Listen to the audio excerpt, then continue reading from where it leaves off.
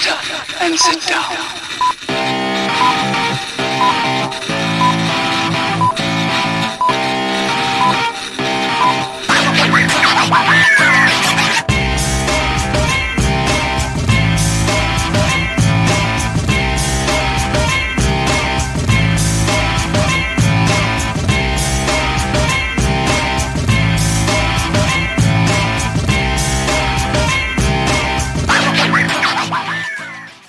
Hello again, everybody, and welcome to another edition of the Rural Report. I am your Rural 2IC. This is going to be part 2 of a video that we recently did, which is going to cover 16 topics that, if you're new to prepping, that is going to give you kind of a topic layout to kind of get your head thinking about some things. And from there, you can branch out on your own. Again, this is a channel that is for new people that's just getting into preparedness. This is not going to be me telling you exactly what to do. This is me kind of helping, getting you started, getting you steered in the right direction. This is a channel that is here to help you and guide you, but not do everything for you. I'm not going to tell you what to do. I'm not going to tell you what to think. This is going to be for you to go do your own research and figure out what works best for you. So with that, let's just jump straight into this. Number 9 on our list, communication. During a natural disaster or some sort of an emergency, power is one of the first things that usually goes. Stock up on battery or solar-operated devices, two-way radios, a hand-crank solar or powered NOAA radio. That way you can be informed of what's going on. And I really like that they put in here that lastly, a whistle or signal mirror can be used to signal or get somebody's attention for rescue. That is often overlooked. A whistle is a very, very cheap device that everybody pretty much knows how to use. It's universal. You can get one of those. You can clip it onto your zipper of any bag or whatnot. I highly recommend, and it's probably very overlooked, but run out and get you a whistle. A signal mirror is often very useful. If you know how to use it correctly, you can actually start a fire using a mirror, but a signal mirror would do well as a communication thing. It's very silent, so that way you're not depending on any sort of electronics. It's another one that seems to be often overlooked, but communication is going to be key. Usually in a conflict, those are won with communications and logistics. And so commo is an extremely, extremely important thing. Plus, one last thing before we move on to the next one. When something goes down, your friends and family are going to want to know that you're okay, as well as you're going to want to know that they are okay. And so in some sort of SHTF event, especially if you have kids or, anything along those, some sort of a loved one, when something happens, being able to reach them and communicate that 1, you're okay, 2, what to do, and 3, to keep in that communication while everybody else is in panic really puts you one step ahead of a lot of people. So consider your communication, but let's go and move to the next one, guys. Number 10 on our list, flashlight. Now, a tactical flashlight is specifically designed to produce a high lumen output that can reach a long distance or illuminate large areas. Now, a tactical flashlight isn't necessarily a must, but usually in the preparedness community, having some sort of resource that serves multiple purposes really cuts down. So if you have something that can break glass, be a flashlight, solar charged, maybe has a seatbelt cutter or whatnot on it, you can use it for self-defense. I mean, you're using 5 or 6 different things all in one item. And so I encourage you, if you don't know what a tactical flashlight is, go ahead and just Google search it. But there's a lot of different ones. Make sure you read your reviews. There's a lot of different people out there that will tell you this is better than that one or whatnot. make sure that you do your research to find which one will best serve your needs. But even just a cheap flashlight will work for the purpose of light. Now, again, you're going to get what you pay for. If you go out and you buy some cheap $1.50 light, will it shine? Yes, it will. LED has come a long way. In my recent video that I did, the $50 Walmart challenge, I bought a $1 headlamp. That was weeks ago, and I've used it on a few different occasions, and it still works surprisingly. So, again, sometimes cheap is, will work, and finances are one of the things that you have to consider. Something is better than nothing. So make sure that you have a flashlight and some sort of lighting options uh, that you have in every single bag in your vehicle. Make sure that you have batteries. Make sure you have things charged up. Make sure that you have some sort of form of light. But let's go ahead and move to the next one. Number 11, batteries. Just as we said in communication, batteries are going to be a very, very good thing to have. You're going to want to make sure you have enough power to last you a couple of weeks. Make sure you have backup batteries for your devices. Solar energy is beneficial, but don't rely on it. If you're stuck inside during a snowstorm, there's no guarantee that you're going to have access to UV light or enough to make your solar panels function to the amount that you're going to need. Uh, Batteries are going to be a crucial thing if you're going to power your electronics, obviously, and make sure that you have the different batteries that you need. A lot of people usually have a drawer where they have a double A, triple A, things like that, but that doesn't necessarily mean that you shouldn't have C's, D's, 9 volts. Having some 3052s, a lot of little watch batteries, the batteries for optics and different night vision. There's a lot of different reasons to have a lot of extra batteries on hand. You never know that just because your flashlight uses AA, that in an SHTF situation, that if you come across, a place that you are at to where you find a flashlight, but the batteries are dead, but it takes D batteries, you're going to be happy that you had some D batteries. In the preparedness community, it's better to have something and not need it than to need it and not have it.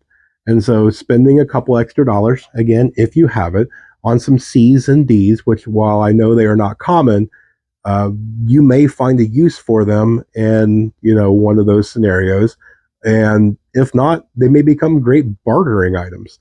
There's a lot of reasons to have batteries. I'm sure you've seen the steel wool and the 9 volt to be able to start a fire. You can make your own flashlight as long as you have power, and so you can take a couple of C's or a couple of D's with a paper towel or a toilet paper tube, and as long as you got a bit of wire and a bulb of some sort, you can potentially make your own flashlight. And who knows, we may do a video on that. But for now, that's batteries. Let's move on. Number 12, personal documents. Now, to keep original copies of vital documents in a fireproof safe, you should also make copies of these documents and keep them in a waterproof plastic envelope in your bug out bag. Some examples are going to be birth certificates, passports, titles, deeds, insurance policies, laminated photos of family members in case you get separated. And I know that is kind of for whatever reason, controversial topic, because in a nuclear holocaust, some sort of zombie invasion or the Yetis coming down or whatever the scenario is, most people will give you the argument that you do not care about your documents. The world's coming into an end. Who cares if your passport, is in your back pocket? Now, again, this channel is all about probability versus possibility. The probability of some sort of natural disaster or some sort of event that you are going to survive through is more likely than, a Sharknado or whatnot, coming to end the world. So if you have an event like, say, Hurricane Katrina or something like that, to have those documents that when things start settle down, now whether that's a month, 6 months, or 2 years, to have those documents of birth certificates and the title to your house or your car, insurance policies.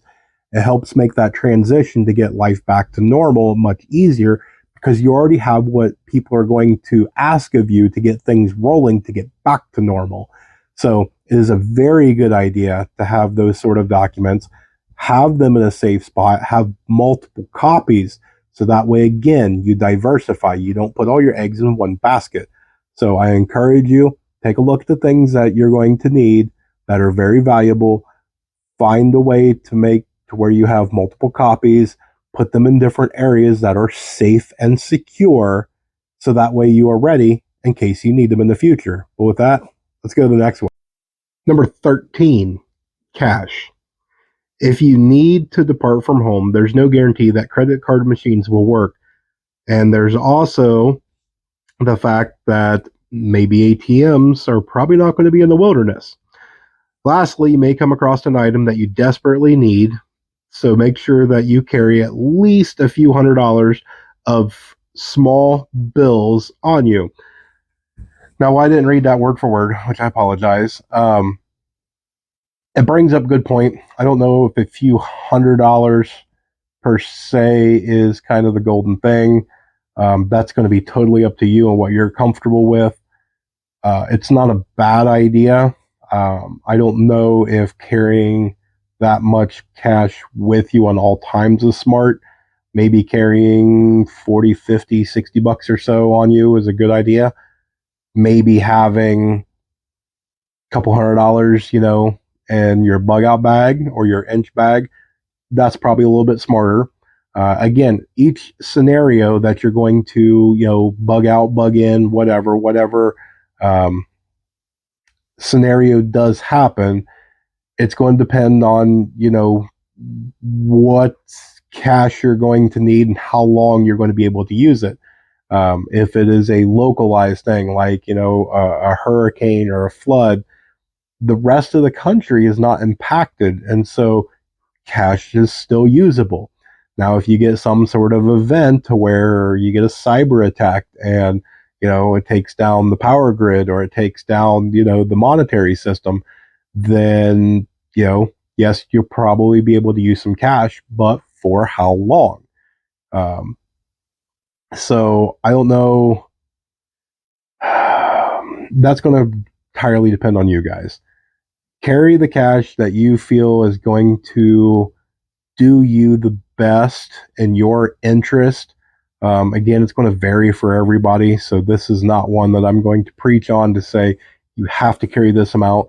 If you do choose to carry cash, which is a good idea, make sure you carry it in small denominations. You're not going to want to go somewhere and pull off to realize that you could use a couple of gallons of water and I don't know, some canned goods or whatever. And the only thing you have on you is $200 bills. Make sure that you carry some 5s, 10s, 20s, things like that. So that way, yes, they're going to say, well, it's $30. Okay. Here's 2 20s. I'm out of here. I'm not worried about the 10. I've got what I needed and I'm gone.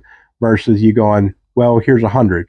Well, I'm not giving you your change back. Well, you take it, and whether you want your change back of $70. So it's argumentative back and forth, but it's a good idea to carry cash.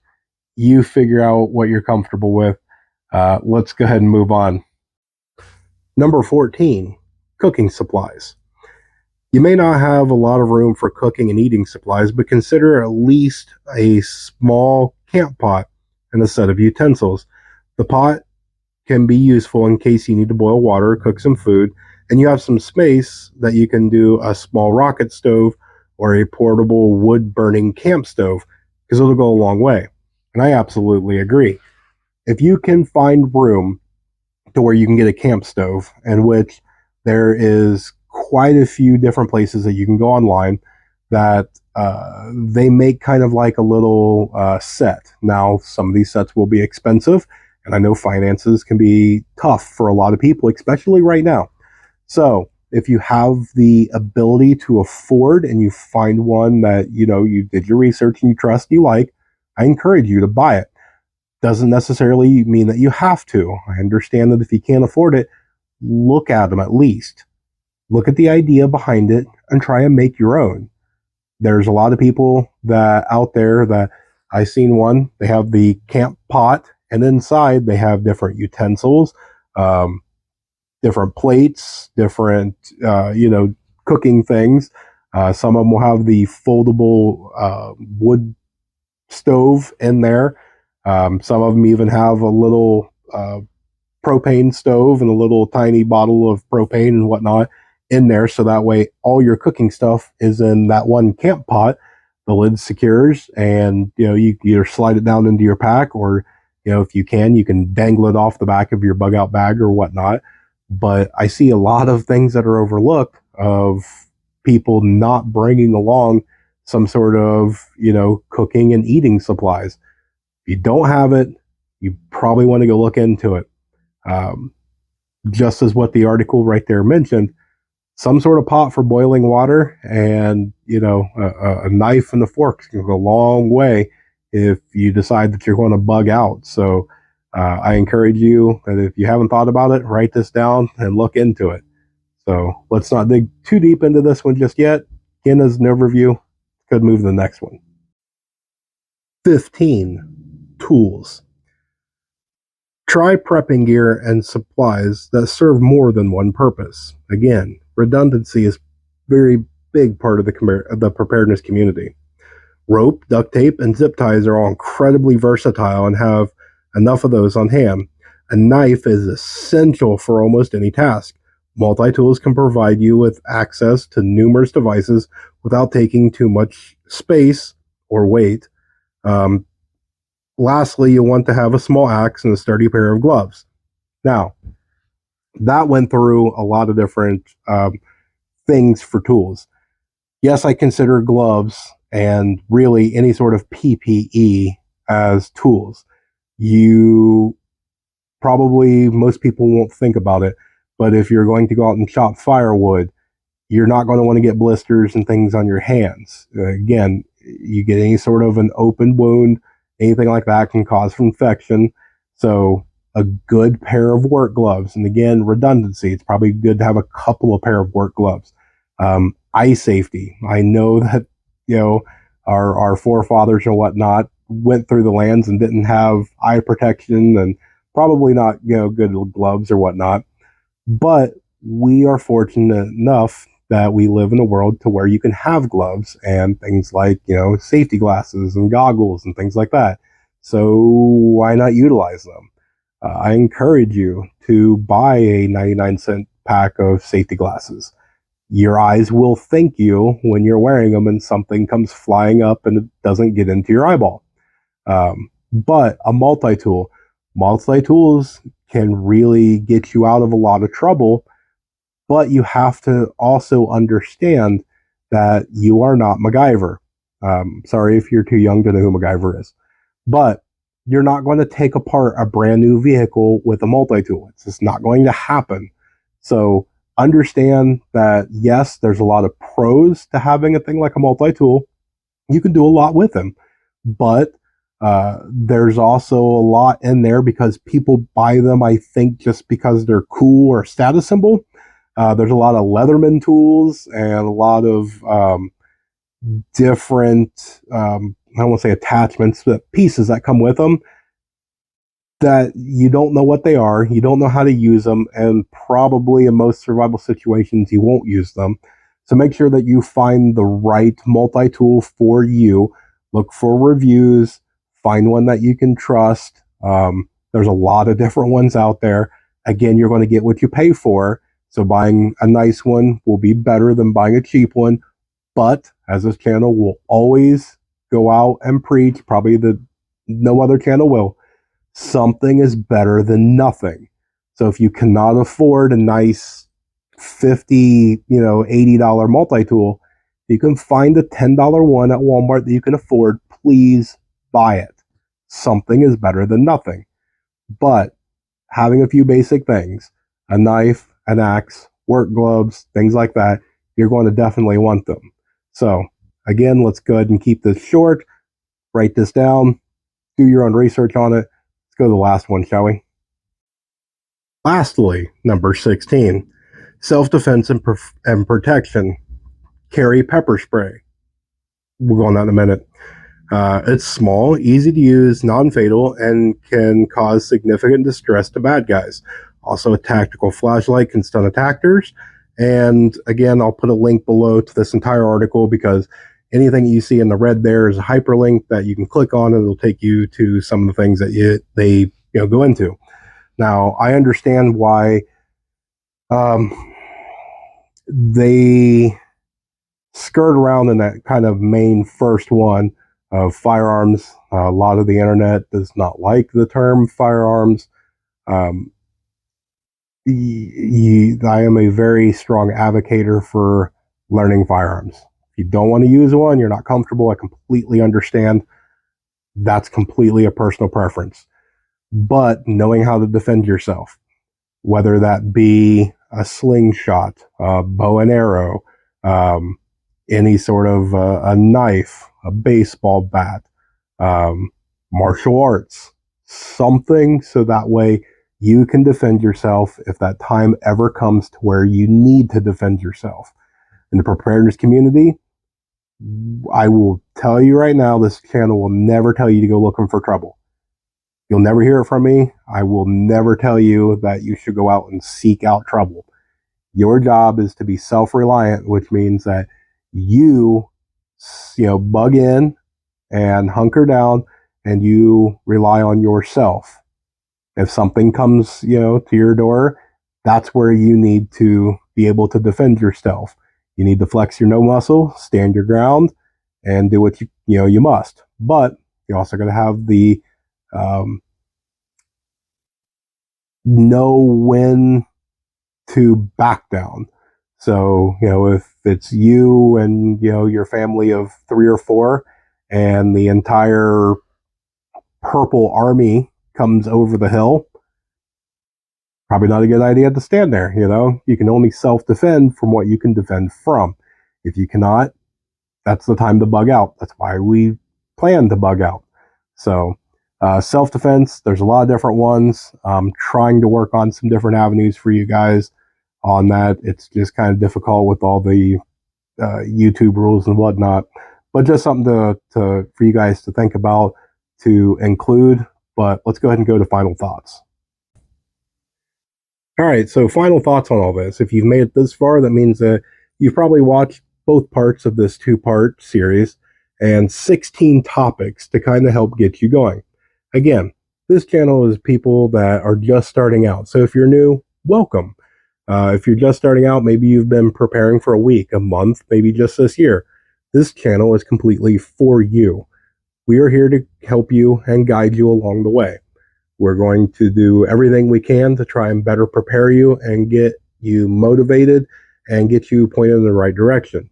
I will never tell you what to do or how to think or anything along those lines.